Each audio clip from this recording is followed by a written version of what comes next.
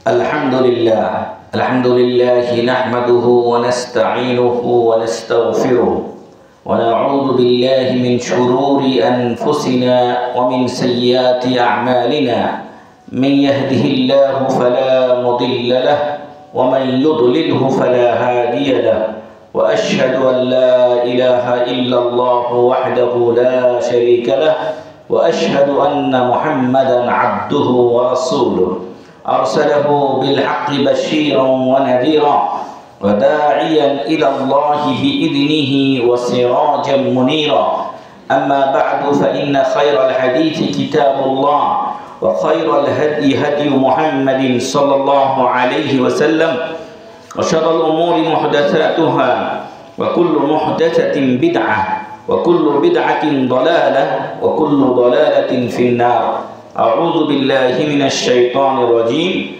بسم الله الرحمن الرحيم قال تعالى في القرآن الحكيم ولقد بعثنا في كل أمة رسولا أن اعبدوا الله واجتنبوا الطاغوت وقال عز وجل وما خلقت الجن والإنس إلا ليعبدون وقال رسول الله صلى الله عليه وسلم لمعاذ بن جبل لما أرسله إلى اليمن قال له إنك تأتي قوما من أهل الكتاب فليكن أول ما تدعوهم إلى شهادة أن لا إله إلا الله فإنهم أطاعوك لذلك فأعلمهم أن الله افترض عليهم 5 صلوات في اليوم والليلة فإنهم أطاعوك لذلك فأعلمهم أن الله افترض عليهم صدقة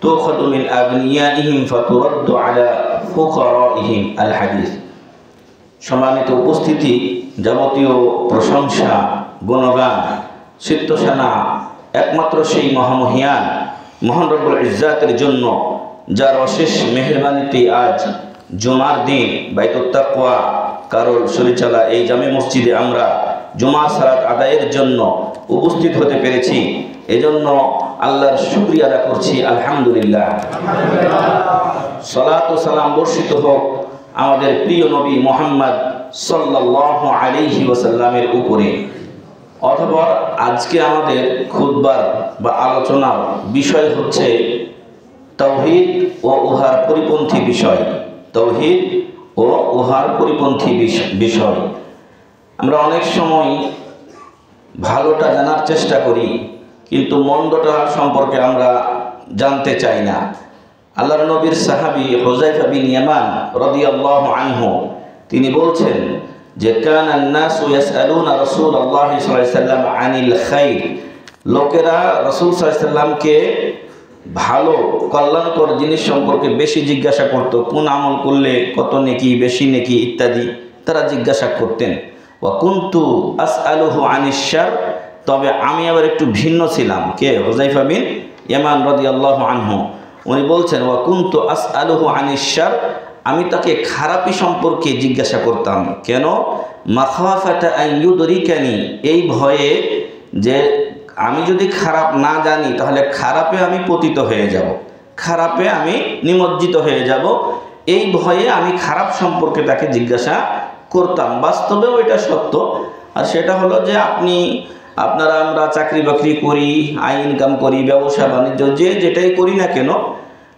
মাস শেষে বছর শেষে কিছু আয় ইনকাম আমাদের হয় এখন সেই আয় ইনকামটা যদি হেফাজতে না রাখি তাহলে এটা নষ্ট হয়ে যাবে স্বাভাবিক বিষয় ওটাকে যদি সংরক্ষণ না করি তাহলে হয় এমনি খরচ হয়ে যাবে অথবা চুরি হয়ে যাবে ইত্যাদিতে সেটা নষ্ট হয়ে যাবে ঠিক ওইরকম আপনি যেমন তাওহীদ সম্পর্কে জেনে তাওহীদ সংরক্ষণ করবেন ওইরকম তাওহীদ যাতে নষ্ট না হয়ে যায় সেটাও আমাদেরকে খেয়াল রাখতে হবে ভালো ভালো খাবার আমি খেলাম তৈরি করলাম কিন্তু এই খাবারটা যাতে নষ্ট না হয়ে যায় তার জন্য হেফাজত করতে হবে আর এই জন্য আপনারা অত্যাধুনিক ব্যবস্থা এখন মানুষজন বিজ্ঞানীরা এই যে কত ধরনের ফ্রিজ আর কত কি সিস্টেম তৈরি করছে খাবার যাতে নষ্ট না হয় আমাদের একজন বড় ডক্টর ওস্তাদ ছিলেন মদিনা বিশ্ববিদ্যালয়ে ডক্টর আব্দুল মুহসিন আল মুহাইসিনি রাহিমাহুল্লাহ শুনেছি মারা গেছেন উনি তো অনেক ধনী মানুষ ছিলেন মদিনা ইসলামী বিশ্ববিদ্যালয়ে একবার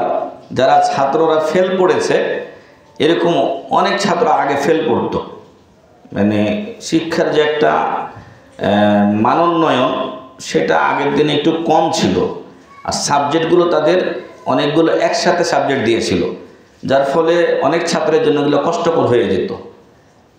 আমি যখন নিজেও যাত্রাবাড়িতে পড়তে আসলাম তখন দেখি মানে দাড়িওয়ালা অনেক বড় বড় ছাত্র। আমি তো ছাত্র মনে করিনি, আমি মনে করছিলাম এগুলো আমাদের ওস্তাদ, কিন্তু পরে শুনলাম না ওনারা দাওরে হাদিস, তার আগের ক্লাস, এগুলো ওনারা ছাত্র। তো যাই হোক, তো আগের দিনে এরকম বেশ কিছু পোলাপান ফেল পড়তো। আমরা যখন থেকে যাওয়া শুরু করেছি বা তাদের আগের কয়েকটা ব্যাচ ছিল, শেখ শহীদুল্লাহ খান মাদানী হাফিজাহুল্লাহ থেকে শুরু করে এই সমস্ত ব্যাচগুলো থেকে রেজাল্ট ভালো হওয়া শুরু হয়েছে। তো এখন অনেক ছাত্ররাই ভালো রেজাল্ট করছে। তো ওই সময় কিছু ছাত্র ফেল পড়তো, ফেল পড়লে 3 মাস ছুটি থাকতো, গ্রীষ্মকালীন গরমের সময় ওদের 3 মাস এখনও ছুটি থাকে। তো ওরা যখন ছাত্ররা ওইখানে যাইতো, তো এই 3 মাসের যে একটা দেওয়া হতো, স্টেফেন দেওয়া হতো 840 রিয়াল করে, 3 মাসে 2500 রিয়াল। তো এই 2500 রিয়াল সবাই গিয়ে আলহামদুলিল্লাহ ব্যাংকে পেত। আগে হাতে দেওয়া হতো, পরবর্তীতে ব্যাংকের হিসাবে ব্যাংকে দেওয়া হতো, সবাই খুশি হতো। একবার মদিনা বিশ্ববিদ্যালয় সিদ্ধান্ত নিল যে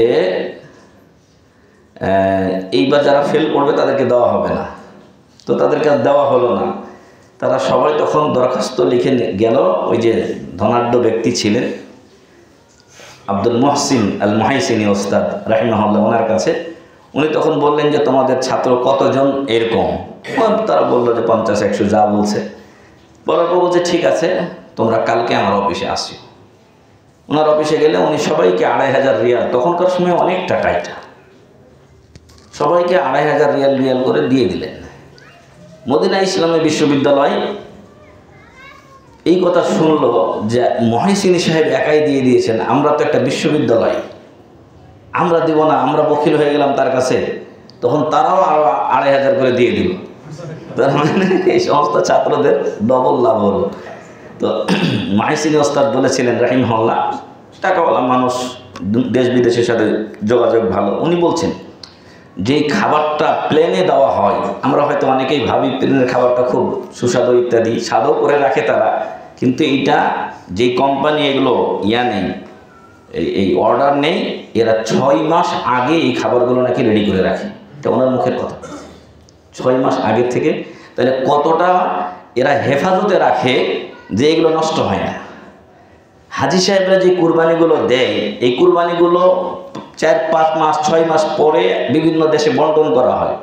যে এতগুলো কুরবানি এই যে ডিপ ফ্রিজ কীভাবে এরা সংরক্ষণ করে। তো যাই হোক, এইটা একটা উদাহরণ, কিন্তু মূল বিষয় হলো যে ওটা তো খাবার সংরক্ষণ না হলে নষ্ট হবে, এটাই স্বাভাবিক। কিন্তু তাওহীদ যদি সংরক্ষণ না হয়, এটা নষ্ট হয়ে যায়, পরকালে জাহান্নামে যাওয়া ছাড়া কোনো উপায় থাকবে না। তাই আসুন তাওহীদ সম্পর্কে সংক্ষিপ্ত কিছু কথা বলবো, কারণ সবাই তাওহীদের পজিটিভলি বিষয়গুলো বলে। আর কিছু বিষয় আমাদের থাকবে যে তাওহীদ কোন কোন জিনিসের মাধ্যমে নষ্ট হয়ে যেতে পারে। তাওহীদ হলো আপনার ইফরাদুল্লাহ তাআলা ফি জামিই আনওয়াইল ইবাদা। আমরা যত ইবাদত করি, এ সকল ইবাদত একমাত্র আল্লাহর সন্তুষ্টির জন্য করাকে তাওহীদ বলা হয়। সংক্ষিপ্ত কথা, আমাদের যাবতীয় ইবাদত একমাত্র আল্লাহর সন্তুষ্টি কল্পে করার নাম তাওহীদ। আমরা দুনিয়ার কোনো কিছু চাই না, আল্লাহর সন্তুষ্টি চাই, এর নাম তাওহীদ। এই সংজ্ঞাটাকেই শেখ সালেহ ফাউজান হাফিজাহুল্লাহ এভাবে বলছেন যে আল্লাহর রুবুবিয়্যাত বা প্রভুত্ব, আল্লাহর উলুহিয়্যাত বা ইবাদত, আল্লাহর আসমা ওয়া সিফাত বা নাম এবং গুণাবলীতে আল্লাহকে একক বলে জানা এবং মানা, এর নাম হলো তাওহীদ। আগের কথায় এটা একটু বিস্তারিত। আর এই সংজ্ঞাটি থেকে স্পষ্ট হয় তাওহীদ 3 প্রকার। তাওহীদ 3 প্রকার, যেটা হলো রুবুবিয়্যাহ। আর রুবুবিয়্যাহ হলো হুয়া ইফরাদুল্লাহ তাআলা বিআফআলিহি। তাওহীদ রুবুবিয়্যাহ বা প্রভুত্বের ক্ষেত্রে আল্লাহর একত্ববাদ, এর অর্থ হলো যে আল্লাহ যে কাজগুলো করেন সেই কাজগুলোতে অন্য কেউ শরীক নেই। এই যে এখন এই 2 দিনের মাথায় দেখেন আপনারা যে শীতটা কিভাবে অ্যাটাক করছে আমাদেরকে। 2 দিনের মধ্যে কিন্তু ছিল না, 2 দিন থেকেই একেবারে বেশি প্রকোপ চেপে বসেছে। এই শীত আনা নেওয়া, নিয়ে যাওয়া, রোদ দেওয়া, ঝড় দেওয়া, বৃষ্টি দেওয়া কার কাজ? আল্লাহ তাআলার কাজ। হ্যাঁ, সৃষ্টি করা, জীবন দেওয়া, মৃত্যু দেওয়া, অসুখ দেওয়া, অসুখ থেকে ভালো করা, কাউকে ভালো কাজের তৌফিক দান করা, কাউকে বিপদগামী করা, সবগুলোই মহান রব্বুল আলামিনের কাজ। ফলে আল্লাহর কাজে অন্য কেউ শরীক নেই। কেউ আপনাকে মেরে ফেলতে পারবে না যদি আল্লাহ তাআলার নির্দেশ না থাকে। অনেকে বলে যে অমুক অমুক এই কাজটা করেছে, আমি তোর এই উপকারটা করে দিয়েছি, তুমি উপকার করেনি, এটা আল্লাহ আমাকে করাইছে। এই জন্য একটা হাদিসে বলা হয়েছে যে রাসূলুল্লাহ বলছেন যে ইবনে আব্বাসকে, যে সারা পৃথিবীর লোক যদি জমায়েত হয়ে তোমার কোনো উপকার করতে চায় আর আল্লাহ যদি না চায়, উপকার করতে পারবে না। আর সবাই মিলে ক্ষতি করতে চায় কিন্তু আল্লাহ তোমার ক্ষতি চান না, উপকার চান, আল্লাহরটাই হবে, আমাদেরটা হবে না। তো এটা হলো আল্লাহর কাজ। অনেক সময় নাউজুবিল্লাহ মেলা আগে এগুলো পেপার পত্রিকার তো এখন তেমন একটা মূল্যায়ন নাই, কারণ পেপার মানুষ সহজে কেনে না, অনলাইনে পেয়ে যায়। আমরা আবার যখন ছাত্র ছিলাম তখন নিয়মিত পেপার পড়তাম, তো সেখানে দেখতাম এই হুজুরের কাছে গেলে সন্তান হয়, ওই হুজুরের কাছে গেলে সন্তান হয়, ইত্যাদি ধরনের নানা কুফরি কালাম থাকতো। আসলে সন্তান দেওয়ার মালিক কে? মহান রব্বুল আলামিন। এজন্য বলা হয়েছে যে কোনো ক্ষেত্রে জাহিলিয়াত যুগে মানে কুরাইশ কাফেররা যে তাওহীদে রুবুবিয়্যাহ বুঝতো, আমাদের বর্তমান সময়ের অনেক লোক সেটা বুঝে না। মুসলিম হওয়া সত্ত্বেও বুঝে না। ওরা কাফের হয়ে যেটা বুঝতো, এরা মুসলিম হয়ে সেটা বুঝে না। উদাহরণ হলো আল্লাহ তাআলা কোরআনে বলছেন যে ফাইদা রাকিবু ফিল ফুলকি দাআউল্লাহ মুখলিসিনা লাহুদ্দিন ফালাম্মা নাজ্জাহুম ইলাল বার ইযা হুম ইউশরিকুন। যখন ওরা বিপদে আপদে পড়তো, আমাদের দেশেও তো অনেক সময় লঞ্চ ডুবি ঘটে, অনেক সময় বাস ইত্যাদি ট্রেন অ্যাক্সিডেন্ট হয়, তো ওরা জলযানে চড়তো, নৌযানে চড়তো, এবং ঝড় আসলে দাআউল্লাহ মুখলিসিনা লাহুদ্দিন, তখনই তারা এক আল্লাহকে খাঁটিভাবে ডাকত। আল্লাহ তাআলা তাদের ডাক শুনে, তারাও তো আল্লাহর বান্দা, হোক কুফরিতে লিপ্ত, আল্লাহর অবাধ্যতায় লিপ্ত, কিন্তু আল্লাহর বান্দা ছাড়া কেউ কি এখানে আছে? হিন্দু, বৌদ্ধ, খ্রিস্টান, মুসলিম সবাই আল্লাহর বান্দা। তো আল্লাহ তাদেরকে নাজাত দিতেন। নাজ্জাহুম ইলাল বার, বার বলা হয় স্থল, জল থেকে স্থলে নিয়ে আসতেন ওদেরকে। ইযা হুম ইউশরিকুন, তখনই তারা শিরক করা শুরু করত, মানে অকৃতজ্ঞ হয়ে যেত, নাউযুবিল্লাহ। তো ওরা বিপদে পড়লে অন্তত আল্লাহকে ডাকতো। আর আমাদের অবস্থা এখন কি? বিপদে পড়লেও মেলা মানুষ আছে আলহামদুলিল্লাহ আল্লাহকে ডাকে, কিন্তু মেলা মানুষ আপনি এমন পাবেন যারা বিপদে পড়লেও মাজারে ছুটে যায়, বিপদে পড়লে পীর সাহেবের কাছে যায়, ইত্যাদি ইত্যাদি, মানে অনৈসলামিক কার্যকলাপ। অসুখ বিসুখ হয়েছে, বৈধ ওষুধপত্র রয়েছে, সেগুলো না নিয়ে বিভিন্ন কুফরি বিষয়গুলো তারা নেয়। আমি একদিন ব্রাহ্মণবাড়িয়া রেল স্টেশনে নামলাম, আলোচনার জন্য গেছি। নামার পরে একটা লোককে, তার হাতে আমি একটা দেখছি কালো ওই যে রাবারগুলো পড়ে, তাকে আমি বুঝাইলাম যে এটার তো কোনো শক্তি নাই, এটা দিলে বরং গুনাহ, তাওয়াক্কুল আল্লাহর উপর থেকে এটার উপরে চলে আসে, ফলে এটা শিরক। আর এটাই ভালো করে যদি এই আকীদা রাখে তাহলে এটা শিরকে আকবার। আর যদি মনে করে এটা ওয়াসিলা, আল্লাহই ভালো করে, তাহলে শিরকে আসগার, নিম্নে শিরকে আসগার। আর মনে রাখা উচিত শিরকে আসগারটাও কবিরা গুনার প্রথম সারিতে, শিরকে আকবরের পরই তার স্থান। তাকে এগুলো বুঝাইলাম। তো চোরের নাশনে ধর্মের কাহিনী একটা কথা আছে, একটু পরেই দেখছি যে পাশে ও নিজে এগুলো বিক্রি করতেছে। আল্লাহু আকবার। তো মুসলিম নামধারী, সে তো মুসলিম নিজেকে দাবি করে, মারা গেলে তো তার জানাজা হবে, দাফন হবে, কাফন হবে। এ হলো আমাদের অবস্থা। তো তাওহীদ রুবুবিয়্যার ক্ষেত্রে অনেক সময় আমাদের বর্তমান মানুষেরা এত পদস্খলন ঘটেছে, যারা কাফেররাও সেটা ছিল না। ইকরিমা বিন আবি জাহাল ওয়ান্টেড একজন ব্যক্তি ছিলেন, মানে মক্কা বিজয়ের সময় তাকে রাসূল সাল্লাল্লাহু আলাইহি ওয়াসাল্লাম তার দম হালাল করে দিয়েছিলেন, মাপ নাই ওর, যেখানে পাওয়া মেরে ফেলে দিই। তো উনি পালিয়ে গেলেন ইয়ামানের দিকে। ইয়ামানের দিকে পালাতে গিয়ে এক জায়গা থেকে আরেক জায়গায় যাওয়ার পথে নৌযানে চড়ছেন, এবার বিপদে পড়ে গেছে, ঝড় তুফান শুরু হয়ে গেছে। এখন সে আল্লাহর কাছে নিয়ত করছে যে আল্লাহ, এই নৌযান থেকে যদি তুমি আমাকে বাঁচাও তাহলে জানবো তুমি সত্য ইলাহ, তাহলে তুমি সত্য ইলাহ, আর আমি মুহাম্মদের কাছে গিয়ে ইসলাম গ্রহণ করব। আল্লাহু আকবার। তো ঘটনা করবে, আলহামদুলিল্লাহ বেঁচে গেছে, ঝড় থেমে গেছে, ও বড় বেঁচে গেছে। তখন সে বিশ্বাস করছে যে না, এই দিনটাই সত্য দিন, কিন্তু উপায় তো নাই, উপায় নাই। এখন যাবে কি করে? ও তো অন টাইট। পরে রাসূল সাল্লাল্লাহু আলাইহি ওয়াসাল্লামের কাছে গিয়েছেন, সম্ভবত যতটুকু আমার মনে পড়ে ওসমান বিন আফফান রাদিয়াল্লাহু আনহু তাকে আশ্রয় দিয়েছিলেন, এবং রাসূল সাল্লাল্লাহু আলাইহি ওয়াসাল্লাম কে গিয়ে যখন বলা হলো যে আমি তাকে আশ্রয় দিয়েছি, সে ইসলাম গ্রহণ করতে চায়, আপনি তার ইসলাম কবুল করুন, তাকে সুযোগ দিন। তো রাসূল সাল্লাল্লাহু আলাইহি ওয়াসাল্লাম চুপ ছিলেন। 2 বার বা 3 বার এরকম কথা রাসূল সাল্লাল্লাহু আলাইহি ওয়াসাল্লাম কোনো কথা বলেননি। তো পরে উনি তখন তার ইসলাম উনি কালিমা পড়লেন, পড়ালেন, মুসলমান হলেন ইকরিমা বিন আবি জাহল রাদিয়াল্লাহু আনহু। তো পরবর্তীতে রাসূল সাল্লাল্লাহু আলাইহি ওয়াসাল্লাম বললেন যে যখন তোমরা আমাকে দেখলে যে আমি চুপ আছি, আর আগের যে রায় সিদ্ধান্ত সেটা ছিল কি, যেখানে পাবে মেরে ফেলো। তো বড় ইয়া ছিল, কাফের ছিল, ফলে তোমরা মেরে ফেললে না কেন? বলছে রাসূল সাল্লাল্লাহু আলাইহি ওয়াসাল্লাম আপনার চুপ থাকার মতিগতি তো বুঝতে পারি নাই, যদি একটু ইশারা করতেন। হ্যাঁ, তো রাসূল বলছেন যে কোনো নবীর জন্য এটা জায়েজ নয় যে তার সামনে কোনো মানুষ উপস্থিত হবে আর তাকে খেয়ানত করে ধোঁকা দিয়ে তাকে হত্যা করবে, এটা নবীর জন্য সমীচীন নয়, তাই আমি তোমাদেরকে ইশারা করি নাই। তো যেটা আমি বলছিলাম যে ইকরিমা বিন আবি জাহল পর্যন্ত বিপদের মুহূর্তে আল্লাহকে ডেকে নাজাত পেয়েছে। আল্লাহু আকবার। আর আমাদের সমাজের এখন লোকেরা, আপনারা গেছেন কিনা জানি না, আমি আমার ছোট জীবনে চাকরির সুবাদে বিভিন্ন জায়গায় গেছি, তো আমার কৌতূহল থাকতো যে এখানে কি হয় একটু দেখি। খান জাহানের আলীর মাজার, শাহজালালের মাজার, মেলা মাজার গিয়ে দেখছি। কদিন আগেও ব্রাহ্মণবাড়িয়াতে গেছিলাম, তখন দেখি এক কোন মাজার যেন আছে, এই মাজারের চতুর্দিকে মানুষজন তওয়াফ করছে, নাউজুবিল্লাহ। এই মুসলিমরা করতেছে, কোথায় তাওহীদ আমাদের? অথচ ওদের কাছে আমরা ওয়াহাবি, আমরা লামাজহাবি, আমরা বেদিন, কাদিয়ানি, এক একজন এক একটা আমাদের বলে। আল্লাহ তাদেরকে হেদায়েত দান করুন এবং আমাদের তাওহীদকে আল্লাহ তাআলা সংরক্ষণ করুন, আল্লাহুম্মা আমিন। তাওহীদুর রুবুবিয়্যাহ, এই প্রকার তাওহীদ কাফেররা মানত, কিন্তু তাওহীদে উলুহিয়্যাহ, দ্বিতীয় প্রকার তাওহীদ যেটা ইবাদতের ক্ষেত্রে আল্লাহর একত্ববাদ, সেটা তারা মানেনি বলে মুসলিম হতে পারেনি। এখনকার অধিকাংশ নামধারী যারা মুসলিম আছে তারা ওই তাওহীদের রুবুবিয়্যায় বিশ্বাসী, বরং কিছু কিছু ক্ষেত্রে কাফেরদের থেকেও নিম্নমানের। ফলে এরা ওই আগের কুরাইশ কাফেরদের সাথে তেমন একটা এদের পার্থক্য নেই। কারণ হচ্ছে আমরা বলবো আমাদের যে ইসলাম ভঙ্গকারী বিষয়, পরিপন্থী বিষয়, সেখানে ইনশাআল্লাহ উল্লেখ করব।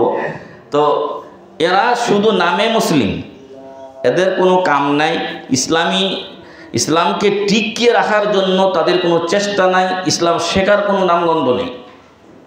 তো এই তাওহীদে উলুহিয়্যাহ এই ক্ষেত্রে কাফেরেরা আল্লাহর সাথে অন্যকে শরীক করত। আর ইবাদতগুলো একমাত্র আল্লাহর জন্য হতে হবে। যেমন আপনার সালাত, এটা ইবাদত, আপনার দোয়া করা ইবাদত, আপনার যাকাত দেওয়া, আপনার সিয়াম বা রোজা রাখা, আপনার হজ করা, যে কোনো ধরনের যেটা ইবাদতের সংজ্ঞায়নে আসে সবগুলোই ইবাদত। এবং একজন মুসলিম তার ফজর থেকে শুরু করে নিয়ে আবার যখন ঘুমাবে তখন পর্যন্ত তার সবই ইবাদত হতে পারে, যদি সে ইসলামী নিয়মকানুন মেনে আল্লাহর সন্তুষ্টির জন্য সে করে। উদাহরণস্বরূপ আমরা বলতে পারি, একদিন আল্লাহ রাসূল সাল্লাল্লাহু আলাইহি ওয়াসাল্লাম বললেন, তোমাদের কেউ তার স্ত্রী সহবাস করলে নেকি হয়? সাহাবারা বললেন, তো এটা তো আমাদের মানবিক চাহিদা, একটা মনের খাহিশ আমরা পূরণ করি, এটা নেকি হবে? রাসূল সাল্লাল্লাহু আলাইহি ওয়াসাল্লাম বললেন যে যদি কেউ অন্যায়ভাবে জিনা করত তাহলে তার গুনাহ হতো কিনা? যে হ্যাঁ, গুনাহ তো হতো। রাসূল সাল্লাল্লাহু আলাইহি ওয়াসাল্লাম বললেন যে ওইরকম সে যেহেতু হালাল পথটা বেছে নিয়েছে, এই জন্য আল্লাহ নেকি দিবেন, সুবহানাল্লাহ। তো এই জন্য ইবাদত খালি ওই যে আমাদের দাড়ি, টুপি, মসজিদ, মাদ্রাসা এগুলোর সাথে সংশ্লিষ্ট নয়। আপনার ব্যবসা বাণিজ্য আপনার ইবাদত।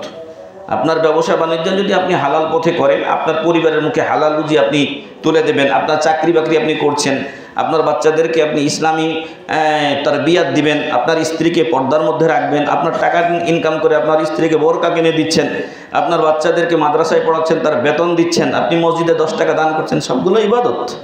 ফলে ইবাদত অনেক লম্বা এবং একটা বিস্তারিত বিষয়, এটা ওই ছোটোখাটো কিছু বিষয়ের মধ্যে সীমাবদ্ধ নয়। আপনি আপনার মুসলিম ভাইয়ের সাথে হাস্যোজ্জ্বল চেহারায় কথা বলবেন, ভালো একটা পরামর্শ দিবেন, একজনকে একটা খারাপ বিষয়ে সতর্ক করবেন, এগুলো আপনার ইবাদত। তো তাওহীদুল ইবাদা বা উলুহিয়্যাহ, দ্বিতীয় প্রকার তাওহীদটা হলো আমাদের যাবতীয় ইবাদতগুলো একমাত্র আল্লাহর জন্য করতে হবে। আল্লাহ কোরআনে বলছেন, কুল ইন্না সালাতি ওয়া নুসুকি ওয়া মাহইয়ায়া ওয়া মামাতি লিল্লাহি রাব্বিল আলামিন, বলে দাও আমার সালাত, আমার কুরবানি, আমার হজ, এমন কি এক কথাই শেষ, আমার জীবন মরণ সব কিছু লিল্লাহি রাব্বিল আলামিন, একমাত্র মহান রব্বুল আলামিনের জন্য। তাহলে এটা হলো দ্বিতীয় প্রকার তাওহীদ। আগেরটা ছিল আল্লাহর কাজে আল্লাহকে একক বলে জানা মানা, দুই নম্বরটা হলো আপনাদের আমাদের বান্দার যে কাজগুলো আমরা করছি, ইবাদতগুলো, এই ইবাদতগুলো একমাত্র আল্লাহ সন্তুষ্টির জন্য করা, এটা হলো তাওহীদুল উলুহিয়্যা বা তাওহীদুল ইবাদা, ইবাদতের ক্ষেত্রে আল্লাহর একত্ব। তিন নম্বর হলো তাওহীদুল আসমাই ওয়াস সিফাত, আল্লাহর নাম এবং গুণাবলীর ক্ষেত্রে আল্লাহর একত্ববাদ। আল্লাহ তাআলার অনেকগুলো সুন্দর সুন্দর নাম রয়েছে। আল্লাহ তাআলা বলছেন ওয়ালিল্লাহিল আসমাউল হুসনা ফাদউহু বিহা, আল্লাহ তাআলার অনেক সুন্দর নাম রয়েছে, ফাদউহু বিহা, তোমরা ওই সুন্দর নামগুলো ধরে আল্লাহকে ডাকো। আমাদের সমাজে অনেক সময় আল্লাহকে আমরা খোদা বলি। এই খোদা শব্দটি আল্লাহর যে 99টি নাম তিরমিজির হাদিসে একসাথে বর্ণিত হয়েছে, সেখানে এটা নেই, বরং এটা একটা ফার্সি শব্দ। এজন্য আপনাকে আপনার বাবা মা যেই নামে নামকরণ করেনি সেটা বলে ডাকা কি যাবে? সেটা তো ঠিক নয়। আপনার নাম আব্দুল্লাহ, আব্দুর রহমান অথবা আব্দুল হালিম যাই রেখেছেন আপনার বাবা মা, ওটাই আপনার নাম। এখন আল্লাহর ক্ষেত্রে অন্যরা এটা নতুন করে অ্যাড করে দিয়েছে, এই অ্যাডটা ঠিক নয়। কেউ কেউ আবার এটাকে মানে যেহেতু আল্লাহকেই বোঝানো হচ্ছে সেহেতু তারা জায়েজ বলছেন, কিন্তু এটা ঠিক নয়। কারণ আল্লাহ তো নাম বা রাসূল সাল্লাল্লাহু আলাইহি ওয়াসাল্লাম নাম নির্ধারণ করে দিয়েছেন, ওয়ালিল্লাহিল আসমাউল হুসনা ফাদউহু বিহা। এখন এই যে আল্লাহর নাম এবং গুণাবলী যেগুলো আছে, এগুলো যেভাবে আল্লাহ তাআলা বলেছেন অথবা রাসূল সাল্লাল্লাহু আলাইহি ওয়াসাল্লাম বলেছেন, আল্লাহর জন্য যেভাবে সাব্যস্ত করেছেন সেভাবে এগুলো বিশ্বাস করতে হবে। এগুলোর মধ্যে কোনো বিকৃতি, পরিবর্তন এবং সাদৃশ্য বর্ণনা করা যাবে না, আল্লাহ তাআলা বলছেন যে লাইসা কামিসলিহি শাইউন ওয়া হুয়াস সামিউল বাসীর, আল্লাহর মতো কোনো কিছু নয়, তবে আল্লাহ সব কিছু শোনেন এবং দেখেন। শোনা দেখা এটা আল্লাহর গুণ, তবে আল্লাহর দেখা আর মানুষের দেখা, আল্লাহর শোনা আর সৃষ্টির শোনা একরকম নয়। আল্লাহরটা আল্লাহর মতো, মানুষেরটা মানুষের মতো। এটাই হলো আহলুস সুন্নাহ ওয়াল জামাতের, আহলুল হাদিসদের, সালাফিদের আকীদা, যে আল্লাহর নাম এবং গুণাবলী আছে, আল্লাহর আকার আছে, তবে আল্লাহর আকার আল্লাহর মতো আর মানুষের আকার সৃষ্টির আকার সৃষ্টির মতো, দুইটার মধ্যে কোনো মিল নাই। আল্লাহর সাথে কাউকে সাদৃশ্য দেওয়া যাবে না। যেটা সূরা সম্ভবত 11 নম্বর আয়াতে আল্লাহ বলছেন যে লাইসা কামিসলিহি শাই, আল্লাহর মতো কোনো কিছু নয়।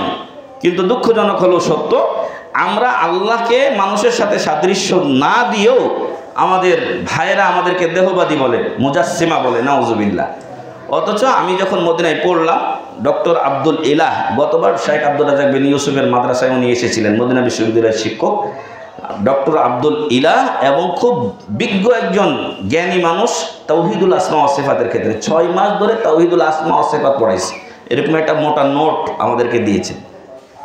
তো উনি বলছেন যে আসলে যারা আল্লাহর আকারকে অস্বীকার করে তারা মূলত আগে আল্লাহকে মানুষের সাথে সাদৃশ্য দেয়, নাউজুবিল্লাহ। কিভাবে? ওরা আসলে আল্লাহর আকারটাকে অস্বীকার করে এই ধ্যান থেকে যে আল্লাহর সাথে কাউকে সাদৃশ্য দেওয়া যাবে না, আল্লাহর সাথে কাউকে সাদৃশ্য দেওয়া যাবে না। এখন ওরা প্রথমত যখনই আল্লাহর আকারটাকে বিশ্বাস করতে চায় বা যায়, তখনই ওদের ধ্যানে ফুটে ওঠে মানুষের আকৃতি, মানে আল্লাহর আকৃতির সাথে মানুষের আকৃতির কি করে দেয়, একটা অবয়ব ছবি তাদের সামনে ভেসে ওঠে।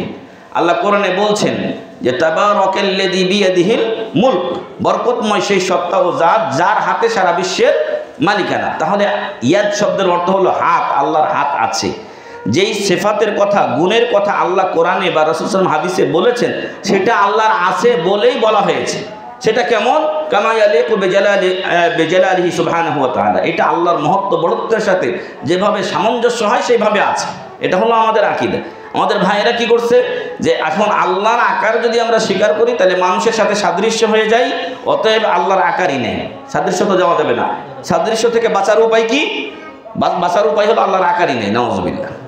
তাহলে মূলত ওরাই মুজাসসিমা, কারণ আল্লাহর আকারকে অস্বীকার করার পিছনে ওদের একমাত্র কারণ হলো যে আল্লাহর আকার স্বীকার করলে মানুষের সাথে মিলে যায়। আমাদেরকে বারবার ওস্তাদ পড়িয়েছেন যে একটা হাতিরও পা আছে, পিপিলিকারও পা আছে, মুরগিরও পা আছে, মানুষেরও পা আছে, কারোটার সাথে কারো মিল আছে? তাহলে এটা হলো সৃষ্টি এবং জাতও ভিন্ন। আপনাদের আমাদের প্রত্যেকের পায়ের সাথে তো কারো পায়ের মিল নেই, তাহলে স্রষ্টার সাথে সৃষ্টির মিল কিভাবে এরা খুঁজতে যায়? নাউজুবিল্লাহ মিন যালিক। তো এই জন্য এরা প্রথমত মুজাসসিমা, মুশাব্বিহা, এরা নিজের আগে আল্লাহর অবয়বের সাথে মানুষের অবয়বকে মিলিয়ে দেয়। এখন আল্লাহর সাথে তো মানুষকে মেলানো যাবে না, যেটা আল্লাহ বলছেন লাইসা কামিসলি শাই। তাহলে এখন কি করণীয়? আল্লাহর আকারই নাই, বাদই দিয়ে দিলাম এটা। আপনি যে বললেন এখন আল্লাহর আকার নাই, তাহলে আল্লাহর আকার সংক্রান্ত আয়াতগুলো কি হবে? এই যে সূরা মুলকের আয়াতটা আমি পড়লাম, তারপরে সূরা আরাফে আল্লাহ বলছেন যখন ইবলিস সাজদা করলো না আল্লাহ তাআলা এই আদম আলাইহিস সালামকে আল্লাহর নির্দেশে, তখন আল্লাহ বললেন মা মানাআকা আন তাসজুদা লিমা খালাকতু বিয়াদাইয়া, আমার 2 হাত দিয়ে আমি যাকে সৃষ্টি করছি, কোন জিনিস তোমাকে তাকে সাজদা করতে বাধা দিল? কি দিয়ে সৃষ্টি করছে? বিয়াদাইয়া, আমার 2 হাত দিয়ে। আরও ইত্যাদি আয়াত আছে। নূহ আলাইহিস সালামের মহাপ্লাবন হলো ওনার জামানাতে, আর নূহ আলাইহিস সালামকে আল্লাহ তাআলা বিশাল কিস্তি তৈরি করতে, নৌকা তৈরি করতে বললেন, তাতে তিনি সবগুলোরই এক জোড়া করে নিতে বললেন, মুমিনরা সেখানে থাকলো। আর আল্লাহ তাআলা বললেন তাজরি বিআয়ুনিনা, আইনুন মানে চোখ, আইনুন মানে চোখ। আল্লাহ তাআলা তার নিজের ক্ষেত্রে চোখ শব্দটা ব্যবহার করছে। তো আল্লাহ চোখ কত বড়? হ্যাঁ, এই কারল সুরিচালার সমান একটা চোখ, নাকি তার অর্ধেক, নাকি এই পুরা গাজীপুরের সমান একটা চোখ? এটা তো আমাদেরকে বলা হয়নি, আমরা কি করে বলবো? আল্লাহর জন্য যেভাবে শোভা পায় সেভাবেই রয়েছে। এটা সাহাবারাও জিজ্ঞাসা করেননি, রাসূলও বলেননি, আমাদেরও বলার কোনো প্রয়োজন নেই। যদি প্রয়োজন থাকতো তাহলে তারাই তাকে জিজ্ঞাসা করতেন। তো সম্মানিত উপস্থিতি, তো মহান রব্বুল আলামিন এখানে চোখের কথা বললেন, ওইখানে হাতের কথা বললেন, আরেক জায়গায় সাক পায়ের নলার কথা বলেছেন। তো আল্লাহর পায়ের নলা আমার নলার সাথে এটা মিলিয়ে দেওয়া যাবে? অসম্ভব ব্যাপার। তো এই জন্য আল্লাহর আকার যেভাবে কোরআনে হাদিসে এসেছে সেভাবে বিশ্বাস করতে হবে। এটা নিজে থেকে ধরন বর্ণনা করা যাবে না, যে এরকম মোটা, এত লম্বা, এত চিকন, এত প্রশস্ত, এগুলো কিছুই বলার অধিকার আমাদের নেই। তাহলে আমাদের ভাইয়েরা কি করেছে? যখন কোরআন হাদিসের এই তথ্যগুলো এসেছে, দলিলগুলো এসেছে, সেখানে তারা বিকৃতি করেছে। যেমন ইহুদি ও খ্রিস্টানরা বিকৃত করেছে কোরআন, তাদের তাওরাত ইনজিলকে, ইউহাররিফুন আল কালিমা মাওয়াদিহি, তেমনি আমাদের ভাইয়েরা তার অর্থকে বিকৃত করেছে। আল্লাহর কুদরতি হাত বলে, আল্লাহর কুদরতি চোখ বলে, আল্লাহর কুদরতি পা বলে, মানে আসলি পা নয়, আসলি চোখ নয়, আসলি হাত নয়, কুদরতি হাত। আচ্ছা, কুদরত শব্দটা কিসের? কুদরত শব্দটাও তো আরবি। তো কেন আল্লাহ তাআলা বললেন যে তাবারাকাল্লাযী বিয়াদিহিল কুদরা, তার কুদরতি হাত, ওই শব্দটা আল্লাহ কেন ব্যবহার করলেন না? নাউযুবিল্লাহ। তো এইগুলো হলো আসমা ও সিফাতের ক্ষেত্রে পদস্খলন। আমাদের এই ভারতীয় উপমহাদেশের অধিকাংশ মাযহাবী ভাইয়েরা এই যে আশায়েরা মাতুরিদি আকীদাতে বিশ্বাসী হওয়ার দরুন তারা অধিকাংশই আল্লাহর আকারকে অস্বীকার করে। আর অস্বীকার করার কারণটা কিন্তু ওইখানেই, যে আল্লাহর আকার স্বীকার করতে গেলে মানুষের সাথে মিলে যায়, মিলানো যাবে না, তাই আল্লাহর আকারই নাই, আল্লাহর আকার নেই। ফলে যখন আল্লাহর আকার নাই বললাম, এই সংক্রান্ত আয়াতগুলোর বিকৃতি হয়ে গেল। হ্যাঁ, এটা অস্বীকারই হয়ে গেল। কিন্তু ওরা অস্বীকারের নাম না দিয়ে ওই যে কুদরতি এবং অন্যান্যভাবে তারা এটাকে অর্থ করে থাকে, নাউযুবিল্লাহ মিন যালিক। তো এগুলো আবার ফজিলত আছে, এই যে আল্লাহর নাম এবং গুণাবলী এগুলো জানার ফজিলত আছে। রাসূল সাল্লাল্লাহু আলাইহি ওয়াসাল্লাম বলছেন যে ইন্না লিল্লাহি 99 ইসমান মিয়াতুন ইল্লা ওয়াহিদা, আল্লাহর 100টি তথা 99টি নাম রয়েছে। মান আহসাহা দাখালাল জান্নাহ, যে এগুলো সংরক্ষণ করবে সে কোথায় যাবে? জান্নাতে যাবে। সুবহানাল্লাহ। তো এই সংরক্ষণের অর্থে ওলামায়ে কেরাম বলছেন সংরক্ষণ হলো 3টি জিনিসের মাধ্যমে আল্লাহর নামকে সংরক্ষণ করা যায়। 1 নাম্বার হচ্ছে নামগুলো মুখস্থ করতে হবে, হিফযু আসমাইল্লাহি তাআলা, আল্লাহর নামগুলো মুখস্থ করতে হবে। 2 নম্বরে মারিফাতু মাআনিহা, এই নামগুলোর আবার প্রত্যেকটার অর্থ আছে। নামগুলো কি আছে? যেমন রহমান, রহিম, সালাম, গফুর, গাফফার অর্থ আছে না? আল্লাহ ক্ষমাশীল, আল্লাহ দয়ালু, আল্লাহ শান্তিদাতা, এগুলোর অর্থ আছে। তো এই 2 নম্বরে এর অর্থগুলো জানতে হবে, কোনটার অর্থ কি। 3 নম্বরে আদ-দুআউ বিহা, যেটা আল্লাহ বলছেন ফাদউহু বিহা, আল্লাহর সুন্দর নাম গুণাবলী আছে, আল্লাহর সুন্দর নামগুলো দিয়ে আল্লাহকে ডাকো। তো আপনি 1 নম্বরে আল্লাহর নাম মুখস্থ করলেন, 2 নম্বরে তার অর্থ জানলেন, 3 নম্বর এবার আল্লাহর নাম ধরে আপনি ডাকবেন যখন যেটা দরকার। যেমন আল্লাহর একটা নাম রাজ্জাক, কি নাম? রাজ্জাক, রিজিক দাতা। তো আপনার আমার রিজিকের যদি দরকার হয় তাহলে আপনি আপনার সাজদাতে, আপনার দোয়াতে, আপনার তাহাজ্জুদে আল্লাহর কাছে দোয়া করুন, আল্লাহ আমার রিজিকের সমস্যা, আপনি রাজ্জাক, আপনি আমাকে রিজিক দান করুন। এইভাবে আপনার শান্তির দরকার, তখন কোন নাম ধরবেন? আসসালাম, হে আল্লাহ তুমি সালাম বা শান্তিদাতা, আমি অশান্তিতে ভুগছি, তুমি আমাকে শান্তি দাও, তুমি আমাকে শান্তি দাও। এইভাবে যখন যেই নাম ধরে ডাকা দরকার সেটা ধরে আমরা আল্লাহকে ডাকবো এবং চাইবো ইনশাআল্লাহ। আল্লাহ তাআলা যেন আমাদেরকে আমাদের তাওহীদ সংরক্ষণ করার তৌফিক দান করেন, আল্লাহুম্মা আমিন। সম্মানিত উপস্থিতি, তাওহীদের যে গুরুত্ব ফজিলত এগুলো বলতে গেলে অনেক সময় দরকার, তো আমি সেগুলো একটু খালি জানানোর জন্য সংক্ষিপ্ত আকারে বলে যাই। তাওহীদের গুরুত্বে 1 নাম্বার হচ্ছে, কোনো একটা অমুসলিম ব্যক্তি যদি মুসলমান হতে হয় তাহলে আগে ওকে তাওহীদে বিশ্বাসী হতে হবে, আর আপনাদের আমাদের সামনে এসে এলান করতে হবে আশহাদু আল্লা ইলাহা ইল্লাল্লাহু ওয়া আশহাদু আন্না মুহাম্মাদান আবদুহু ওয়া রাসূলুহু। এটা তাওহীদ, এটা হলো তাওহীদ। ফলে একজন অমুসলিম মুসলমান হওয়ার জন্য শর্ত হলো তাকে তাওহীদের ঘোষণা দিতে হবে, ফলে এটা অতি গুরুত্বপূর্ণ, এছাড়া মুসলমান হওয়া যাবে না। 2 নম্বরে ইসলামের 5টা রকম, কয়টা? 5টা। 1 নম্বর রকমটাই হলো কালিমা বলি আমরা, আর সেটা হলো কালিমায়ে তাওহীদ, শাহাদাতু আল্লা ইলাহা ইল্লাল্লাহ ওয়া আন্না মুহাম্মাদুর রাসূলুল্লাহ, এটার সাক্ষ্য দাও। 3 নম্বরে এই কালিমার মাধ্যমে ব্যক্তি তার জানমালের হেফাজত করতে পারে। যখন মুসলিম এবং কাফেরের প্রশ্ন থাকে, ইসলামী দেশ এবং কাফেরের দেশ, এই দুইটার প্রশ্ন থাকে, যখন যুদ্ধের ময়দান হয় তখন যে কালিমা পড়ে এই কালিমার মাধ্যমে তার জানমাল সে হেফাজত করে নেয়। আল্লাহ রাসূল সাল্লাল্লাহু আলাইহি ওয়াসাল্লাম বলছেন, উমরিতু আন উকাতিলান নাস হাত্তা ইয়াশহাদু আল্লা ইলাহা ইল্লাল্লাহ, আমি ততক্ষণ পর্যন্ত লড়াইয়ে আদিষ্ট হয়েছি মানুষ যতক্ষণ লা ইলাহা ইল্লাল্লাহ না বলে। লা ইলাহা ইল্লাল্লাহ বলেছে, আমার থেকে তার জানমাল হেফাজত করে নিল। উসামা বিন যায়েদ রাদিয়াল্লাহু আনহু এক যুদ্ধে এবং আরেকজন আনসারী সাহাবী, দুইজন মিলে এক কাফেরকে ধাওয়া করছেন। যখন কাছাকাছি হয়েছে তখন ও বলছে আশহাদু আল্লা ইলাহা ইল্লাল্লাহু ওয়া আন্না মুহাম্মাদুর রাসূল। তো আনসারী সাহাবী কালিমা শুনে থেমে গেছেন, আর উসামা বিন যায়েদ রাদিয়াল্লাহু আনহু গিয়ে তাও মারছে, তার একেবারে মেরে ফেলে দিয়েছে। পরে তার সংশয় তৈরি হয়েছে, রাসূল সাল্লাল্লাহু আলাইহি ওয়াসাল্লামকে জানিয়েছেন। তো বলছেন যে আকাতালতাহু বাদা আন ক্বালা লা ইলাহা ইল্লাল্লাহ, তুমি তাকে লা ইলাহা ইল্লাল্লাহ বলার পরেও হত্যা করেছো, এত বড় অপরাধ তোমার। তো বলছে ও তো আমার থেকে বাঁচার জন্য লা ইলাহা ইল্লাল্লাহ পড়েছে। রাসূল বলছেন যে আশাকাত্তা কালবা, তুমি কি তার অন্তর ফেড়ে দেখেছিলে? তোমার ভয়ে বলেছিল না আল্লাহর ভয়ে বলেছিল? ফলে কালিমা তাওহীদ কঠিন জিনিস, এই জন্য বলা হয়েছে কালিমা শেষ কালিমা যার হবে লা ইলাহা ইল্লাল্লাহ দাখালাল জান্নাহ।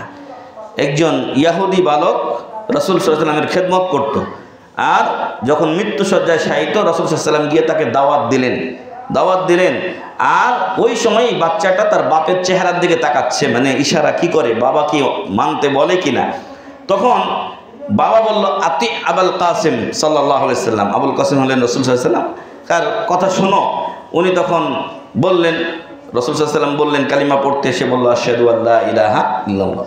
তখন রাসূল সাল্লাল্লাহু আলাইহি ওয়াসাল্লাম আনন্দে উদ্বেলিত হয়ে বললেন যে আলহামদুলিল্লাহিল্লাযী আনকাযাহু বি, সেই আল্লাহর প্রশংসা যিনি এই বাচ্চাটাকে আমার মাধ্যমে জাহান্নাম থেকে বাঁচিয়ে নিয়েছেন। আল্লাহু আকবার। তো ফলে এই কালিমার মাধ্যমে মানুষের জান এবং মাল হেফাজত হয় যখন রক্তের প্রশ্ন ওঠে, যুদ্ধের প্রশ্ন ওঠে। 4 নম্বরে একটু আগে আমি বললাম যে রাসূল বলছেন লাক্কিনু মাউতাকুম লা ইলাহা ইল্লাল্লাহ, মৃত্যু সজ্জায় শায়িত ব্যক্তিদেরকে লা ইলাহা ইল্লাল্লাহর তালকিন দেবে। সূরা রহমান, সূরা মুলুক আর সূরা ইয়াসিন এগুলো ওখানে পড়া, এগুলো সব জয়ীফ হাদিস ভিত্তিক আমল। এগুলো না করে ওই সময় ওই মৃত ব্যক্তিকে একটু শান্ত থাকতে দিন, কারণ ওখানে যত জ্ঞানজাম হবে তার তত পেরেশানি বাড়বে। আর ভালো 2-1 দিনদার পরহেজগার মানুষ তার কাছে বসে আস্তে আস্তে বলবে কি লা ইলাহা ইল্লাল্লাহ, এটা তারা নিজের আস্তে আস্তে বলবেন, যাতে তাদের শুনে উনি কালিমাটা পাঠ করেন, কারণ শেষ ভালো যার সব ভালো তার। এটা রাসূল সাল্লাল্লাহু আলাইহি ওয়াসাল্লাম এর ফজিলতেই বলছেন যে মান কানা আখিরু কালামিহি লা ইলাহা ইল্লাল্লাহ দাখালাল জান্নাহ, যার এই দুনিয়া থেকে বিদায়ের সময় শেষ কালিমাটা হবে লা ইলাহা ইল্লাল্লাহ, সে জান্নাতে যাবে। আমরা জানি যে ইরাকের সাবেক প্রেসিডেন্ট সাদ্দাম এই কমিউনিস্ট মার্কা লোক ছিল। এই ইমান আমল তেমন এর কোনো ঠিকঠাক ছিল না, যেমনটা আমাদের দেশের অধিকাংশ রাজনৈতিক নেতাদের অবস্থা। অনেকে নামে মুসলিম হয়ে আছে, কিন্তু ইসলামে আইনে বিশ্বাসী না। এমনও বড় বড় মানুষেরা বলছে আমরা ইসলামী আইনে বিশ্বাসী না। এটা কত বড় কুফরি কথা আপনি কি জানেন? ইসলামী আইনে বিশ্বাসী না মানে আল্লাহর আইন কোরআন বিশ্বাস করে না সে, নাউজুবিল্লাহ। অথচ আমরাই তাদেরকে মনে করছি বড় নেতাগিরি আল্লাহ তাআলা ভুলিয়ে দিবে। কবরে যখন যাবে আল্লাহ নেতাগিরি ভুলিয়ে দিবে। আমরা হয়তো ওই পর্যন্ত যেতে পারিনি, না যাওয়াটা আমাদের জন্য নিয়ামত, কারণ ওই পর্যন্ত গিয়ে কুফরিতে লিপ্ত হওয়ার থেকে আমার ডাল ভাত খেয়ে থাকাটা আলহামদুলিল্লাহ। এই জন্য সম্মানিত উপস্থিতি, এই এই যে মৃত্যুসজ্জায় শায়িত যে সমস্ত ব্যক্তিরা, তাদেরকে আমরা কি দেব? লা ইলাহা ইল্লাল্লাহর তালকিন দেব, যাতে করে শেষ কালিমাটা যদি তার লা ইলাহা ইল্লাল্লাহ হয়, তাহলে সে কোথায় যাবে? ইনশাআল্লাহ জান্নাতে যাবে। যে কথা বলছিলাম সাদ্দামের কথা, ভুলে গেছিলাম আমি। তো এই লোকটা যখন মারা যায় তখন সে লা ইলাহা ইল্লাল্লাহ পড়ে মারা গেছিল, মানে যখন তাকে ফাঁসি দেওয়া হয় তখন সে কালিমা পড়েছিল। আর রাসূলের হাদিস আছে কি, মান ক্বালা লা ইলাহা ইল্লাল্লাহ মান কানা আখিরু কালামিহি লা ইলাহা ইল্লাল্লাহ দাখালাল জান্নাহ। এখন পরের কি হিসাব হবে সেটা আল্লাহ ভালো জানেন, কিন্তু কালিমা নিয়ে এসে মারা গেছে। উসামা বিন যায়েদের হাদিসের সাথে এটা সেট করে দেখেন। ফলে তাকে যেই সেই বলা, এটা আলেম ওলামারা কেউ বলেননি। তাছাড়া এমন মৃত ব্যক্তি সম্পর্কে তেমন একটা বলাটা ঠিক নয়, হ্যাঁ, কারণ তারা যা আমল করেছে সেদিকে তারা চলে গেছে। তবে কোনো খারাপ মানুষ যদি হয় আর তার খারাপ কিছু রেখে যায়, তাহলে ওটা থেকে মানুষকে সতর্ক করা যায়, একটা বেদাতি খারাপ আমলের বই লিখে দিয়েছে যেটা পড়ে মানুষ গুমরা হচ্ছে, তাহলে সাবধান সতর্ক করা যায় যে এই বইটা ঠিক নয়। হ্যাঁ, এই আলেমের আকীদা ঠিক ছিল না, এই লোকের আকীদা বাজে ছিল, এগুলো বলা যাবে, কারণ ওর দ্বারা মানুষ গুমরা হচ্ছে, বা বিপদগামী হচ্ছে। এই তাওহীদটা হলো আল্লাহর হক বান্দার উপরে। আমরা আল্লাহকে কোনো কিছু দিয়ে একেবারে পার করে দিতে পারবো এমন কিছু না, আল্লাহর দরকার নাই কিছু। আল্লাহ বলছেন কুল হু আল্লাহু আহাদ আল্লাহুস সামাদ, আল্লাহ এক অদ্বিতীয়, আল্লাহ অমুখাপেক্ষী, কোনো কিছুর দরকার আল্লাহর নেই। ইবাদত যে আমরা করছি এগুলো কি আল্লাহর দরকার আছে? না, ইবাদতের আল্লাহর দরকার নেই, কিন্তু আল্লাহ দেখতে চান যে বান্দা আমার কথা শুনে কিনা, খালি পরীক্ষার জন্য। আল্লাযী খালাকাল মাউতা ওয়াল হায়াতা লিয়াবলুয়াকুম আইয়ুকুম আহসানু আমালা। আমরা কে ভালো আমল করছি এটা আল্লাহ দেখতে চান, এটাই। এই ইবাদতেরও আল্লাহর কোনো প্রয়োজন নেই।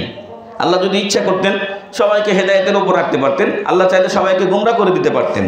ওমা তাশাউনা ইল্লা আইয়াশা আল্লাহু রব্বুল আলামিন। তো আল্লাহকে আমরা ইবাদত দিয়ে পার করে দেব এমন কিছু, মেলা কিছু আল্লাহর হক আদায় করে নেব এমনটা না। তবে আল্লাহ আমাদের কাছে চান যে আমরা আল্লাহর হক আদায় করি। সেটা মুআয বিন জাবালের লম্বা হাদিসে এসেছে যে আল্লাহর হক হলো বান্দার উপরে আইয়া আবুদুহু ওয়ালা ইউশরিকু বিহি শাইয়া, বান্দারা একমাত্র আল্লাহরই ইবাদত করবে, তার সাথে কাউকে শরীক করবে না। তারপরে আমাদের যে আমলগুলো, এই আমলগুলো আল্লাহর কাছে তাওহীদ ছাড়া কবুলও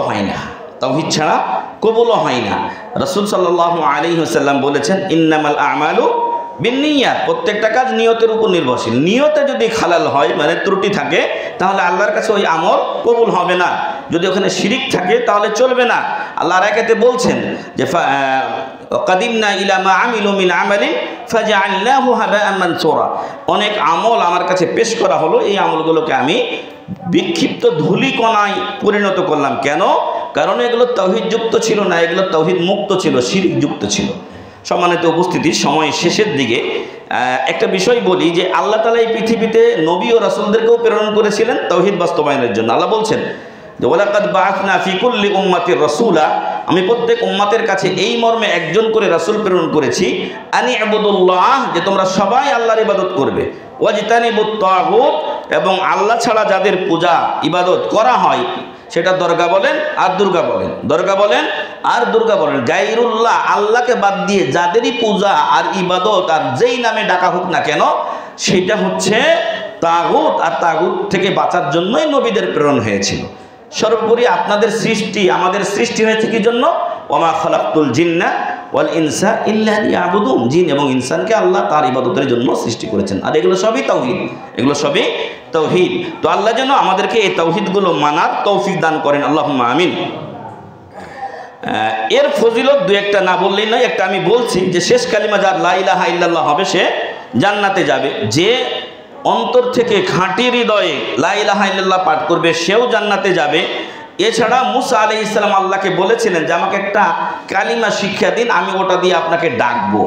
আল্লাহ তাআলা বললেন যে কুল লা ইলাহা ইল্লাল্লাহ, তুমি লা ইলাহা ইল্লাল্লাহ বলো। উনি বললেন যে এটা তো সবাই বলে, আপনার সব বান্দাই বলে, আমাকে স্পেশাল কিছু একটু জিকির দেন। তখন আল্লাহ তাআলা বললেন যে আমি বাদ দিয়ে সাতবক আসমান আর জমিন সব কিছু যদি এক কাফা এক পাল্লায় রাখা হয়, আর কালেমায়ে তাওহীদ লা ইলাহা ইল্লাল্লাহ যদি আরেক পাল্লা রাখা হয়, তাহলে লা ইলাহা ইল্লাল্লাহ পাল্লাই ভারী হবে। সুবহানাল্লাহ।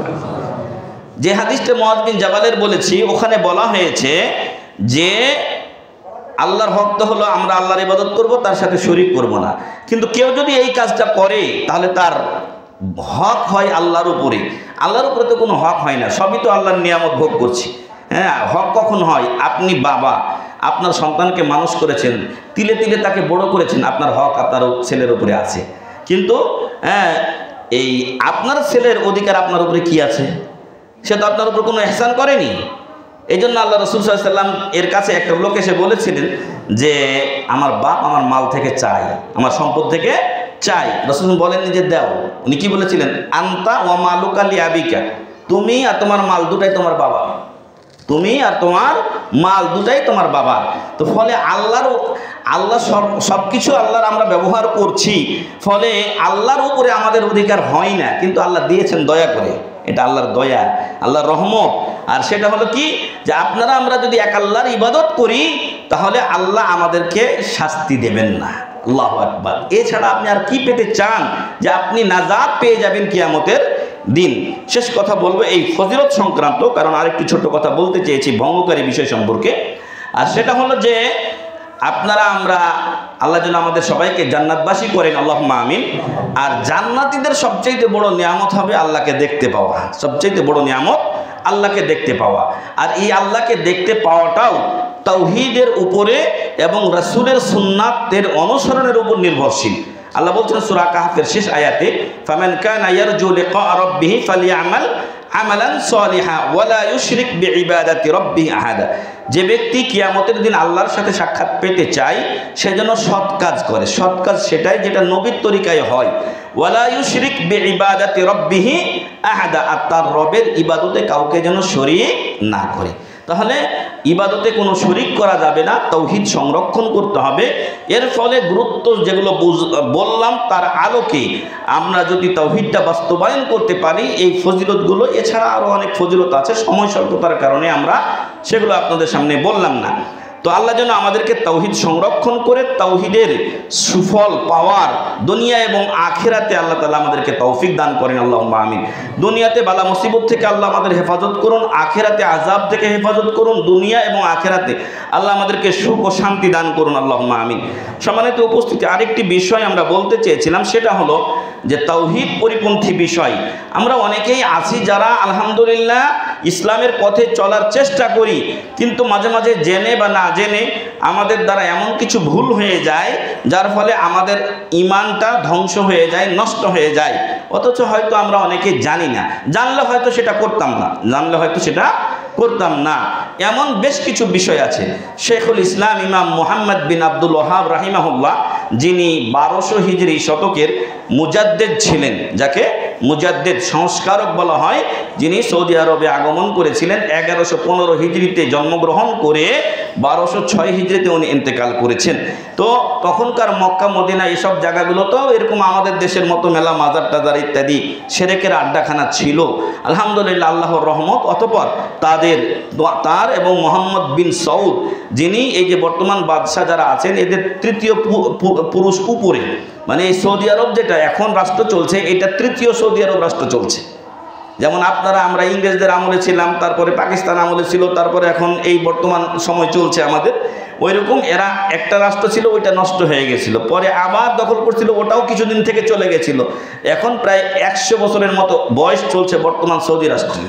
তো এর ওই 3 নম্বর প্রথম যারা শুরু করেছিল মোহাম্মদ বিন সৌদ, বাদশাহ যিনি ছিলেন আমির মোহাম্মদ বিন সৌদ আর মোহাম্মদ বিন আব্দুল ওয়াহাব, একজন আমির আর একজন আলেম, দুইজন মিলে এই সংস্কারমূলক কাজ করেছিলেন।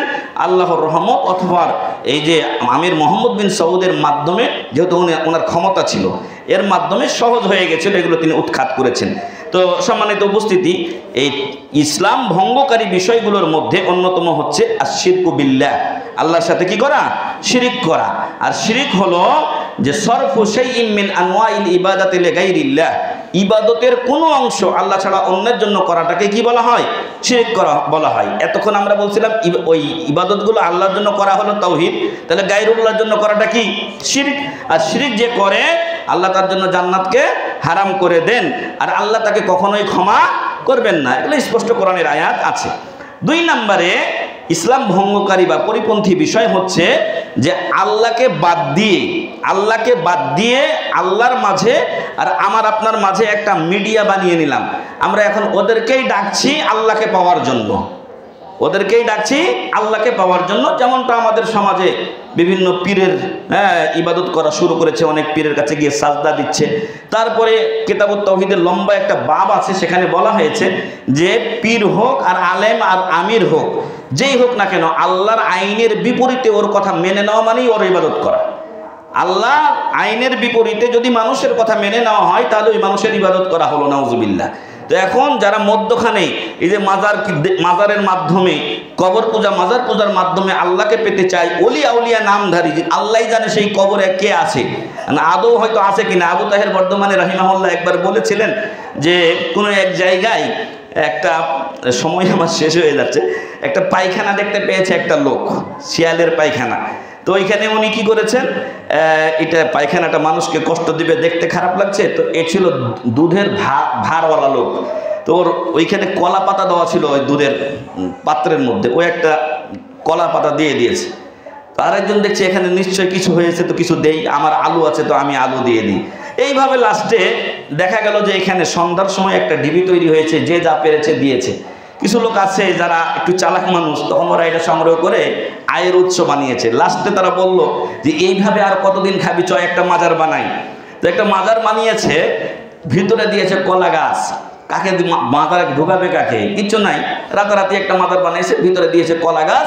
আর এই মাজারের নাম দিবে কি, তো বলছে এখানে তো দুই দিকে জঙ্গল, শিয়াল অনেক চিল্লাচিল্লি করে, তো এর নাম দিয়ে যে শিয়াল গাজী রহমাতুল্লাহ আলাইহির মাজার।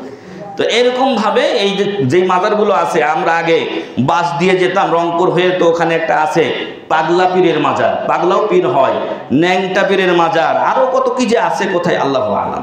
তো এগুলো সব ভণ্ডামি এবং ইসলামের নামে চরমপন্থী সুফিবাদের আকীদা, এগুলো যেটা ইসলামের থেকে সম্পূর্ণ মুক্ত। যাই হোক, সেটারও দলিল আমাদের কাছে আছে, সময় স্বল্পতার কারণে আমরা বললাম না। তো এগুলো করা যাবে না। 3 নাম্বার হচ্ছে যে কাফেরকে যদি কেউ কাফের মনে না করে, অথবা মনে করে যে ওদেরটাও ঠিক আমাদেরটাও ঠিক, ঠিক আছে, তো যেটা তোদের আল্লাহ ওটাই আমাদের ভগবান, নো, আমাদের আল্লাহ যিনি, উনি হলেন মূল মাবুদ, তোমাদের ভগবানের কোনো ক্ষমতা নেই, তোমরা তোমাদের মাবুদ বানাও, আমরা আমাদের মাবুদ আমাদেরকে বানাই, ঠিক আছে। তো এই জন্য ইসলাম ছাড়া অন্য কোনো ধর্মকে সঠিক মনে করা যাবে না। আমল কতটুকু করতে পারছেন এটা ব্যক্তিগত ব্যাপার, কিন্তু অন্য কোনো দিন ধর্মকে সঠিক মনে করা যাবে না। ইন্নাদ দীনা ইনদাল্লাহি আল ইসলাম। 4 নাম্বার, যদি কেউ মনে করে যে রাসূল সাল্লাল্লাহু আলাইহি সাল্লামের যে হেদায়েত, আনিত হেদায়েত, সেটার থেকে বর্তমানে গণতন্ত্র উত্তম, অথবা সমাজতন্ত্র উত্তম, অথবা পুঁজিবাদ উত্তম, এটা কেউ যদি মনে করে, তাহলে ইসলাম থেকে সে সম্পূর্ণ বের হয়ে যাবে। ইসলামই আল্লাহর কাছে একমাত্র মনোনীত জীবন ব্যবস্থা। এছাড়াও যদি অন্য কেউ অন্য কোনো দিন ধর্মের মাধ্যমে আল্লাহকে পেতে চায়, কখনোই তার সেটা কবুল হবে না। 5 নাম্বার, ইসলামের কোনো জিনিসের প্রতি যদি কেউ বিদ্বেষ রাখে, দাড়ির প্রতি বিদ্বেষ, আপনি টাকনার উপরে কাপড় পরেছেন বিদ্বেষ, একটা মা ও বোন পর্দা করেছে তার প্রতি বিদ্বেষ, দেখতে পারে না, আসছে। আমাদের সর্বোচ্চ পর্যায়ের একজন লোকও বলেছিল যে বোরকা পরে একেবারে ডেব্বু টেন্ট, একটা তাঁবুর মতো হয়ে যায় মহিলারা, নাউজুবিল্লাহ। এটা ইসলাম নিয়ে ঠাট্টা বিদ্রোহ করে সামিল, ফলে এর দ্বারা ইসলাম থেকে এমনি বের হয়ে যায় মানুষ। এরপরে 6 নম্বরে হচ্ছে ইসলামের কোনো জিনিস নিয়ে ঠাট্টা বিদ্রুপ করা। এই ঠাট্টা বিদ্রুপ করলে আল্লাহ তাআলা বলছেন যে লা তাস্তাহজিউ قد كفرتم بعد لا تعتذروا قد كفرتم بعد ঈমানিকুম। কিছু সাহাবীরা এরকম করেছিল, যারা সাহাবীদের দলভুক্ত ছিল, কিন্তু শয়তান তাদের উপর সওয়ার হওয়ার কারণে সাহাবাদেরকে নিয়ে তারা ঠাট্টা বিদ্রুপ করেছিল, আল্লাহ ও রাসূলকে নিয়ে ঠাট্টা বিদ্রুপ করেছিল। আল্লাহ বলছেন যে তোমরা ঈমান থাকার পরে কাফের হয়ে গেছো, ওযর পেশ করিও না তোমরা, নাউজুবিল্লাহ। এই জন্য ধর্মীয় বিষয় নিয়ে ঠাট্টা বিদ্রুপ করা যাবে না। 7 নাম্বার হলো, যেটা আমাদের সমাজের শেষ দিকে এসে আমরা অনেকটা প্রভাব দেখছি, এবং সেটা হচ্ছে তার একটা কারণ হলো মানুষ ইসলাম থেকে দূরে সরে যাচ্ছে, ফলে এরকম জাদু টোনা এবং তাবিজ কবজ এইগুলো চলে আসছে আমাদের মাঝে। আর এই জাদু হলো কুফরি, জাদু হলো স্পষ্ট কুফরি। কেউ যদি জাদু করে সে কাফের হয়ে যায়। আল্লাহ তাআলা বলছেন যে হারুত মারুত ফেরেশতাকে আল্লাহ তাআলা বাবেল নগরীতে পাঠিয়েছিলেন জাদু শিক্ষা দিয়ে, এবং তাদেরকে বলেছিলেন তোমরা মানুষকে জাদু শেখাবে, তবে বলে দিও এটা কুফরি শিখিও না, এটা নিষেধ করে দিবে। তারপরও মানুষ শিখেছে। হ্যাঁ, এখানে বলা হয়েছে ওমা ইউআল্লিমানা মিন আহাদিন হাত্তা ইয়াকুলা ইন্নামা নাহনু ফিতনা ফালা তাকফুর। তারা বলে দিতেন, কাউকে শিক্ষা দেওয়ার আগে বলে দিতেন যে আমরা জাদু শেখাচ্ছি ঠিক, কিন্তু এটা কুফরি শিখিও না, কিন্তু তারপরেও সেখান থেকে শিখতো, ফলে ঈমান হারা হয়ে যেত। 7টি ধ্বংসাত্মক বিষয় যেখানে বলা হয়েছে, তার 1 নম্বর বিষয় হলো কি আশ-শিহরু আশ-শিরকু, তার মধ্যে 2 নম্বর হচ্ছে আশ-শিহরু জাদু। 8 নম্বরে হচ্ছে কাফেরদের সাথে বন্ধুত্ব রাখা। মুসলমান মেলা মানুষ আছে, তাদের সাথে বন্ধুত্ব নাই, অমুসলিমদের সাথে বন্ধু। অমুসলিম আপনাকে বন্ধু বানাবে অসম্ভব ব্যাপার, যদি বানায় ওর স্বার্থে বানায়। আপনারা দেখছেন না এসে শেষ সময়ে এসে কি হচ্ছে।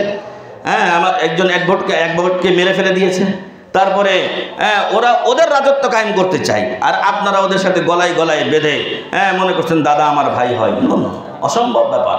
ওরা আমাদের ভাই নয়। ইন্নামাল মুমিনুনা ইখওয়া, মুমিনরা পরস্পর ভাই ভাই, অতএব ওদেরকে ভাই বলা যাবে না, ওদেরকে ভাই বলা যাবে না। মানবতার ভাই কি ভাই ওসব বাদ। ওরা আমাদেরকে কিছু মূল্যায়ন করে না।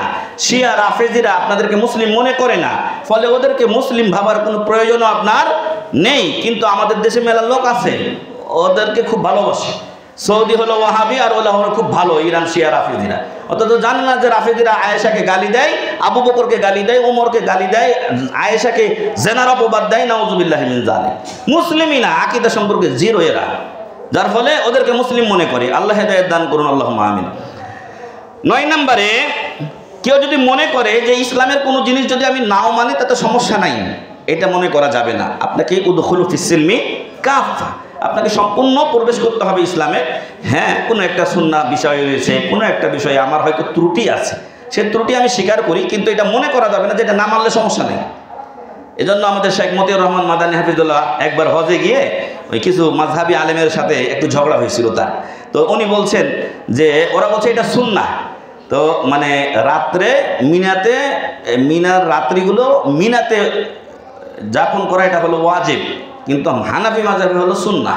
এজন্য ওরা আর মিনাতে থাকে না, এসে মক্কায় থাকে এসি হোটেলে। মিনাতে একটু কষ্ট হয়, এজন্য এখানে এসে আরামে থাকে। তো সুন্নাহ কার সুন্নাহ? এটা তো রাসূল সাল্লাল্লাহু আলাইহি ওয়াসাল্লামের সুন্নাহ। এটাকে অবহেলা করার কোনো সুযোগ আছে? আপনি 6 লাখ 7 লাখ টাকা খরচ করে আসছেন মাত্র 3-4 দিনের জন্য। 8 তারিখে হজ শেষ হয়, 12-13 তারিখে শেষ হয়ে যায়। এই 4-5 দিনের জন্য আপনি 6 লাখ 7 লাখ টাকা খরচ করে 8 লাখ টাকা খরচ করে আসছেন, আর আপনি আইসা মিনাতে না থেকে আপনি মক্কায় থাকছেন। কার সুন্নাহ এটা? রাসূল সাল্লাল্লাহু আলাইহি ওয়াসাল্লামের সুন্নাহ। অতএব রাসূলের কোনো সুন্নাহ নিয়ে ঠাট্টা বিদ্রূপ বা অবহেলা করা যাবে না। আমল করতে পারি না সেটা আমার ত্রুটি, ঠিক আছে, কিন্তু এটা ইসলামিক বিষয়, এটাতে কল্যাণ আছে আমাদের, সেটা বিশ্বাস করতে হবে। তারপর শেষ বিষয় যেটা আল ইরাদু আন দীনিল্লাহ, আল্লাহর দিন থেকে বিমুখ থাকা, মানে ইসলামের ধার ধারে না। ইচ্ছা হলে জুমা পড়লো তো পড়লো, না পড়লো তো নাই। তারপরে ইসলামী শিক্ষা দিয়ে কি করবো, কি করে খাইবো? মনে হচ্ছে যে ইসলাম শিক্ষা না শিখলে মনে হয় যেটা রেজেকে ছিল অর্থাৎ ট্রিপল খাবে। আর ভাই আপনার যেটা রেজেক আছে একটা দানা আপনি বেশি খেতে পারবেন না, আর যেটা রেজেক আছে ওটা যতদিন রেজেক পূর্ণ না হবে ততদিন মরবেন না। আপনার রেজেক একটু বাড়বেও না কমবেও না, এটা রেজেক লিখে দেওয়া হয়েছে, এটা ট্রান্সফার হয় আপনার আমার মায়ের পেটে। যখন আমাদের বয়স কতদিন হয়? 4 মাস, হ্যাঁ 120 দিন 4 মাস হয়, তখন আমাদের রেজেকটা আমাদের মায়ের পেটে ট্রান্সফার হয়, সেটা লিখে দেওয়া হয়। অতএব আমি যতই চেষ্টা করি যে এই খেয়ে নেবো ওই খেয়ে নেবো, পারবো না। যেটা রেজেক আছে সেটাই আমি খাবো, আর আমি আই না করলেও আমাকে আল্লাহ খাওয়াবেন, যেটা আমার রেজেক আল্লাহ রেখেছেন। কত মানুষ আছে বলো কাজ করে না, কিন্তু রেজেক তো পাচ্ছে। তো সম্মানিত উপস্থিতি, এই সমস্ত লোকেরা মনে করে দিনই শিক্ষায় শিক্ষিত করে কি করবো, নাউজুবিল্লাহ। এটা হলো মানে অনস্থা এবং আল্লাহর এই দিনের প্রতি একটা বিদ্বেষ ভাব, আকীদা, এগুলো করা যাবে না। দিন ইসলাম সম্পর্কে যারা এরকম ধারণা রাখে তারা ইসলাম থেকে বের হয়ে যায়। আল্লাহ তাদের থেকে আমাদেরকে হেফাজত করুন, আল্লাহুম্মা আমিন। আল্লাহ বলছেন যে ওয়ামান আযলামু মিম্মান যুক্কিরা বিআয়াতি রাব্বিহ, ওই লোকের চাইতে বড় জালেম আর কে হতে পারে যেই লোককে আল্লাহর আয়াত দিয়ে স্মরণ করিয়ে দেওয়া হয়, নসিহা করা হয়, সুম্মা আ'রাদা আনহা, তারপর ওর থেকে সে মুখ ফিরিয়ে নেয়। মানে আপনাকে আমি যতই বুঝাই না কেন, আপনি এই কান দিয়ে শুনেন আর এই কান দিয়ে বের করে দিলেন। এগুলো হলো ইসলাম ধ্বংসে অন্যতম কারণ। তারপর আল্লাহ তাআলা বলছেন ইন্না মিনাল মুজরিমিনা মুনতাকিমুন, সূরা সাজদা 22 নম্বর আয়াত, যারা পাপিষ্ঠ তাদের থেকে আমি অবশ্যই প্রতিশোধ গ্রহণ করব, শাস্তি দেব। নাউজুবিল্লাহি মিন যালিক। তো আজকের এই আলোচনায় আমরা তাওহীদ এর প্রকার, তাওহীদের পরিচয়, তার গুরুত্ব, ফজিলত, সাথে তাওহীদ পরিপন্থী বিষয় নিয়ে আলোচনা করলাম। আল্লাহ যেন ভালো দিকগুলোর উপরে আমাদেরকে আমল করার তৌফিক দান করেন এবং যে পরিপন্থী বিষয়গুলো সেগুলো থেকে আল্লাহ আমাদেরকে হেফাজত করেন, আমিন।